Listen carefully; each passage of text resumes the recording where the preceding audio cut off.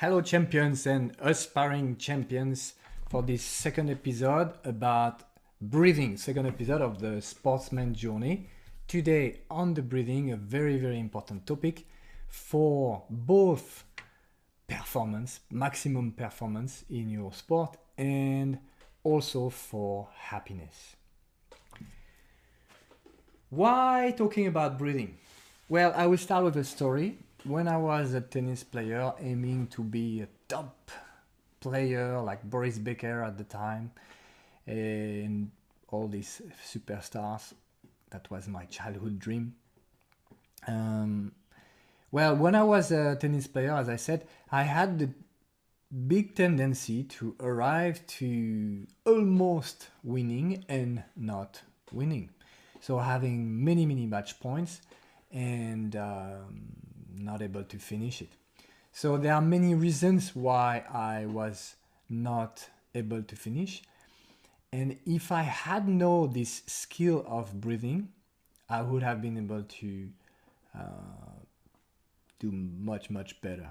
So what happened is then when I was about to finish, I was arriving to serve and you see the heart is bouncing and then there is pressure, you don't know why that comes out. The results, maybe the in the brain you have all these ideas. What happens if I win? Then I'm gonna tell my parents and my coach, and then girls will love me, and this kind of fantasies that comes in the mind.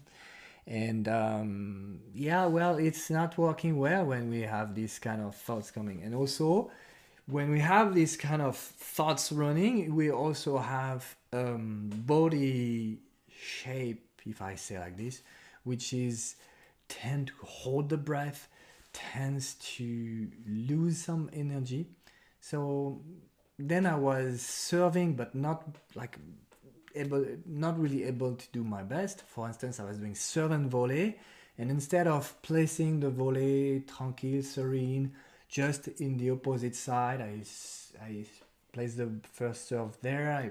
I need to place the volley here, and then I was just doing the volley, just this out, and then it was quite enraging. And then after that, I was not able to continue on the same kind of energy I had before. So if I had been if I knew this skill of controlling my breath, I would have been able to just continue doing the same again and again during the whole match, and would have been much more simple. So this is for the introduction and the teasing for you to get the idea that, okay, this is something important.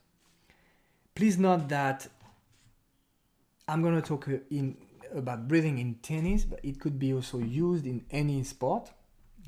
You need to make the translation into your sport and how you can use it. Many things I'm going to talk about are for every sport and also for life. And the second thing is I'm gonna thank straight away the people who have been my teachers on these topics. So to name them, Ronan Lafaix, who's the author of the method Soyez Pro in French. It's a method to be good mentally. So he was the guy helping me with my breath on the court. I'm going to talk about this in a minute or two. Pavel Tsatsouline, the seminar Second Wind, has responded to my burning questions on many of these I'm going to talk about, and all the yoga teachers I had before, Patrick Krillman, Wendy, Joachim, mostly all three of them, and also Andrei, Lappa, very good in pranayama, which is the science of breath in yoga. So, place to the topic. Different parts. So the why I illustrated with my story. I'm going to explain now with the science. And then after I'm going to talk about when to do the breathing and how to do it. And that would be good for today. let's start with the why. Why focusing on the breathing? Well, if you understand with my story, then you understand that with the control of our breath, we have the control of our emotions.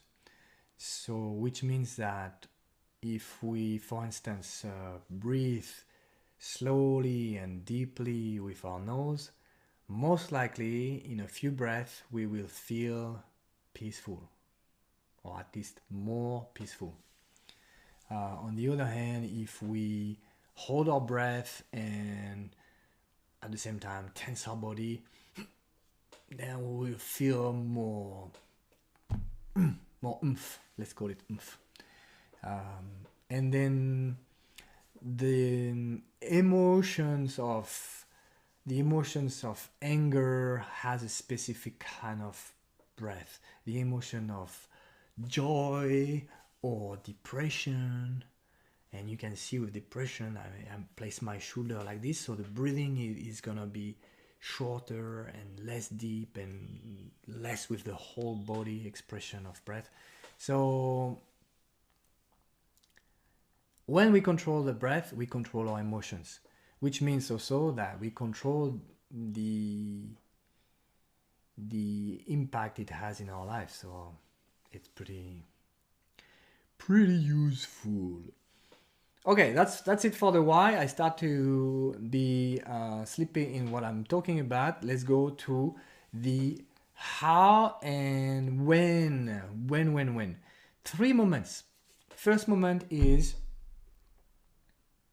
in tennis, during the point. Second moment is in between the points. Third moment is in your training. So, not in competition. In the point. Again, I refer to what Ronan has taught me a long time ago now, maybe 13 years ago. And that I kept developing with all the people that I coached and myself. Synchronize your breathing with the ball arriving. And specifically, a good tip is to synchronize with the bounce if you're on the baseline. So what it means is you're going to inhale. You're going to make some experimentation because you need to find by yourself what's good for you. Imagine the ball is arriving. You inhale with your nose. Very important to inhale with your nose. And when the ball is bouncing, at the exact moment it bounces, then you start to exhale. And you're going to exhale during the whole movement with your racket. You hit the ball still exhaling. You continue the movement until the end of your movement, still exhaling. Okay? So you synchronize the exhale basically with starting when the ball is bouncing in front of you. Hit, finish the movement, finish your exhale. Make sense? That's the first experimentation. Second experimentation, you do the same after the ball has bounced. So the ball has bounced, start to come up to your racket. That's the moment you start to exhale. So basically your exhalation is going to be shorter. Time, let's say. And the third experience, you might have guessed, is you start to exhale even before the ball is going to bounce. So you exhale, you start to exhale, the ball is bouncing, you continue to exhale, the ball is coming up to your racket in the moment of impact, you continue to exhale, you are hitting the ball, finishing your movement, continue your exhale, and as you can see or feel and imagine, the exhale in this case is quite long.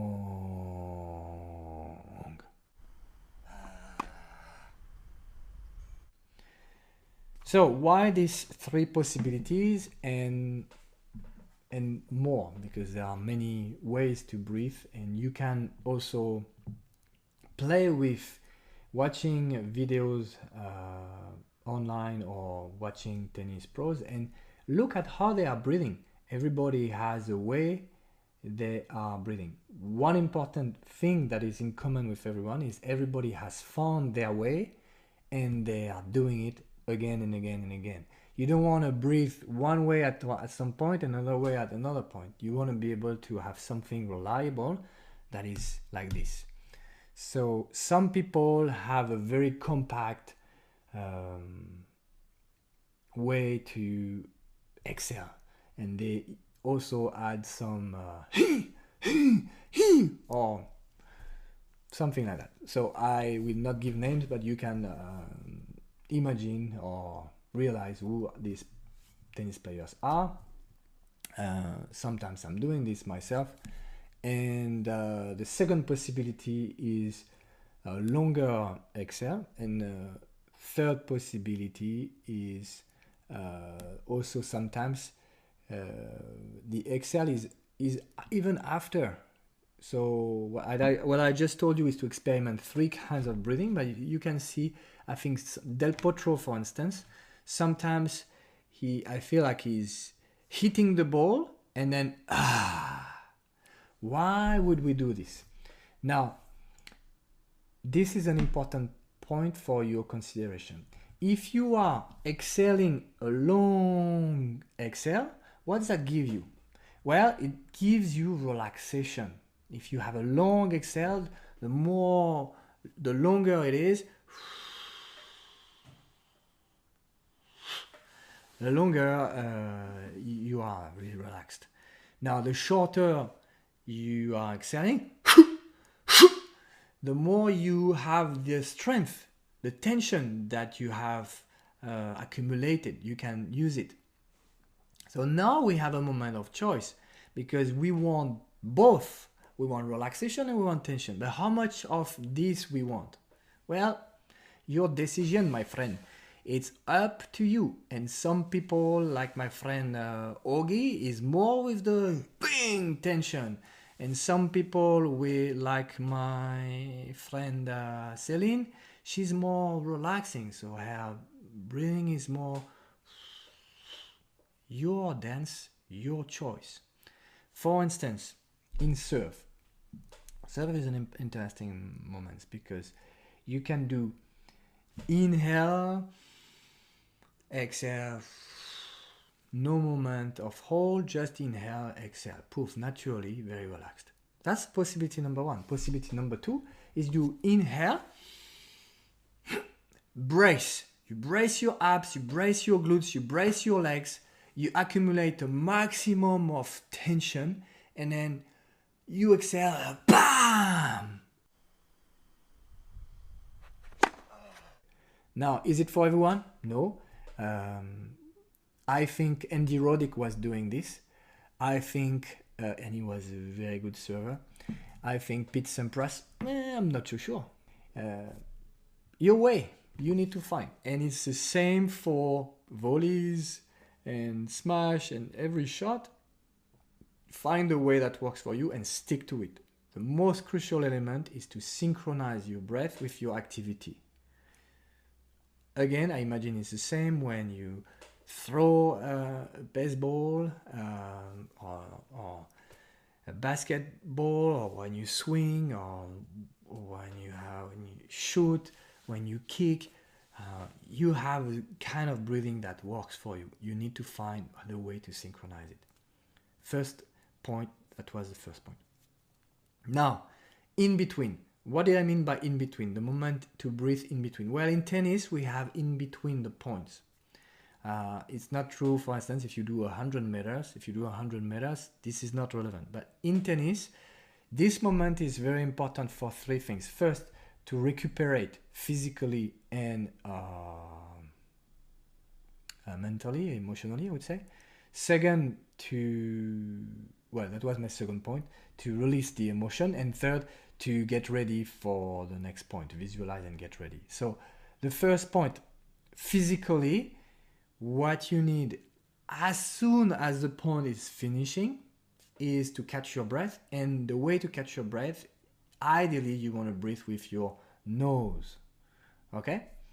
Now, there are reasons to breathe with your nose. It helps to have to be more calm and serene by far, and to have a longer breath. Basically, if you have a short breath, like a small puppet, well, small dog, you would do like well, this kind of breathing is really not good if you want to be serene. If you want to be serene and calm and tranquil and all these synonyms, you need cool under pressure. You are breathing long inhale and exhale with your nose. Now, that's the first point to recuperate physically. To recuperate mentally, emotionally, there is another technique, which is to breathe with your nose. And then the third moment, where you're gonna prepare for the next point and visualize with calm energy, there's another technique, which is to breathe with your nose. So you choose which one. It's very important that you use this one for in between the points. There is absolutely no choice. You need to breathe with your nose. Voilà. During the point, as you might have guessed, you have a little bit of choice. You can inhale with your nose, exhale with your nose or with your mouth. If possible, breathe with your nose all the time. If it's not possible, well, it's still acceptable to do inhale, exhale, or as you like. The third moment is your training. In order to be able to breathe with your nose, you need to train, because if you're like most people, like me, or like people I've taught this, well, we tend to breathe with our mouth. What you need is to train. There are two different ways to train this ability. The first is in your morning routine. You're doing a morning routine, right? If you don't, well, it's a good idea to do a morning routine, or to do any kind of routine to help you to train this breathing and controlling yourself. So how does it look like? Following the teaching of both Pavel, Tsatsouline, Andrei, Lappa, and yoga teachers, here we go. I will give you three possibilities, three suggestions. Suggestion number one. For 3 minutes, you're going to do this pattern. Inhale for a count of 4. It means like inhale, voilà, 4, and exhale for the same count of 4. Voilà. And then after this, you hold your breath. You're holding your breath for 12 counts. Inhale for 4, exhale for 4, exhale for 12 counts. And repeat. 3 minutes. After 3 minutes, you do 3 minutes normal breathing as you like. It's a good moment to feel yourself of gratitude for living and being on this amazing planet, or anything else you want to be grateful for. Also very good training for your mind. And then you start again. How many times? Well, I asked Pavel, and he said the Russian athletes, top Olympic athletes, they were doing this 1 to 2 hours per day. Yeah, you heard well. I asked twice. He said 1 to 2 hours per day. What does that give you? This kind of breathing plus the two others I'm gonna tell you. It's kind of breathing gymnastic. Well, it helps you, as you can imagine, to breathe better with your nose. It helps you to promote some parasympathetic activities, which is recovery and calm and many functions that will be very useful. And last but also not the least, it also promotes the production of mitochondria, which helps to build endurance in your system. So pretty cool. Two other possibilities of breathing. Let's start with long inhale, long exhale. So you start with, let's say, 10 inhale. Always with your nose, my friend. Remember, nose, nose, nose, nose, nose. So inhale, 1, 2, 3, 4, 5, 10. Exhale, same, 10.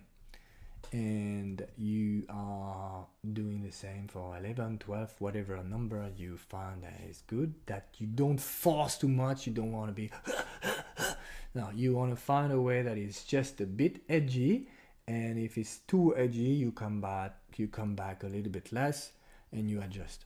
And sometimes you will feel like you can do like 18, and sometimes you feel like you can do 12 or whatever number. It's really depending of the moment of the day, and it doesn't matter if one day you do more and one day you do less, as long as you keep training and you build this amazing capacity. The third possibility of exercise is pyramid. Imagine a pyramid. So you do inhale for 3, a count of 3. You're holding your breath for 3, 1, 2, 3. You inhale again for 3, hold your breath for 3, inhale again for 3, hold your breath for 3. So you can see that all this time I go up for inhale, and then we're gonna go reverse. Exhale for 3, hold for 3, exhale for 3, hold for 3, exhale for 3, hold for 3. And you start again. Inhale, pause, inhale, pause, exhale, pause, exhale, pause, exhale, pause. Okay, so we have 3 kinds of breathing techniques here. Again, you do 3 minutes, 1, 3 minutes, normal breath. You don't think about it. You are doing whatever you like. As I said, you can think of gratitude or visualize good things you aim to achieve in your sport, and then you start again and enjoy. It's a really good way, as I said, to promote many qualities. The second way to promote your ability to breathe with your nose and build endurance is to breathe with your nose with a typical endurance training. So let's say it's the day of the week, or one of the days of the week you decide to have a run, a jog. So you're gonna run with this pattern. Again, always with your nose. Inhale for a count of 4. Exhale for a count of 2. In this manner. Inhale. That's 4. Exhale. So shorter and more. You want to release the air in a small outburst. Inhale 1, 2, 3, 4. Exhale 1, 2. What does that give you? It gives you a few things. One is the ability to maintain aerobic capacity for a longer time at a higher intensity. And the second is with this, it's what it gives you is that you will be able to have the gas exchange more in the lower part of your lungs, which is where there is the more possibility of gas exchange. If you were doing a breathing pattern like we tend to have, like a inhale, exhale, it would be higher, and you will be less efficient. So again, 1, 2, 3, 4, inhale, 1, 2, exhale, and repeat. This has been taught by Pavel, and I've trained like this, and it's awesome. The other thing also, breathing with your nose when you run, it's blocks you, it stops or limits you to go in a too high heart rate, which is really not a good idea if you want to build your endurance capacity. And I can talk more about this in another podcast. Now, did I finish on this? Oh, you can use the same pattern if you do skipping rope, if you do cycling, and then basically, any kind of effort where you are not limited with swimming is not easy to do this, I guess. Oh, it's possible. I don't know. I haven't tested. You can test for me. And kettlebell swings or snatches will be a bit different. We will do inhale with your nose, exhale with a tss, tss. So a bit like in tennis with the so there is still a compression, and it's a bit like a karate, kind of releasing at the same time, keeping the tension, which is a safe thing to do when you do kettlebells. Okay, this is it for the training. Now let's back up. Let's conclude this whole topic. First of all, breathing helps you for performance. Controlling your breath helps you to do the same kind of performance again and again. Basically, you have internal success first that's going to lead you to external success. So when you are about to win, as I used to, instead of thinking about winning and the external success, okay, focus on your breath. You can control this. You cannot control that you're going to win, but you can control your breath. That's going to help you to perform at your best. And this is a key element. Whatever you can control to perform at your best is really good to focus on. That's for the why. The second thing is for the techniques. So remember the moments. First, when you are doing your sport, your activity, your tennis, you synchronize your breathing with your activity. Promote the maximum time with the inhale with your nose, exhale if possible with the nose. In between the points in tennis, in between any kinds of moments in your sport, breathe with your nose. This promotes relaxation, recovery, and focus and serenity.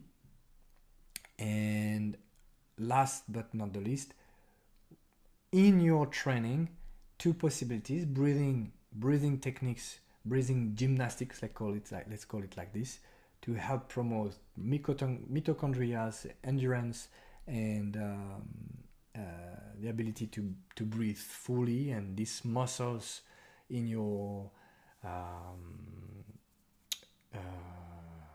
chest that tends to not being built. So that's possibility number one, to train this way, these breathing techniques. And the second thing is when you do your endurance training, then you are using the 1, 2, 3, 4, 1, 2 to promote the gas exchange in your lower lungs. I think if you do this, the whole thing, you will see big difference in your sport. And let's be crazy, my friend, I think it's gonna change your life. It did change mine, so this is why I'm talking about it. On this note, I would say enjoy your breath and see you another time. Thank you very much for listening or watching. Bye.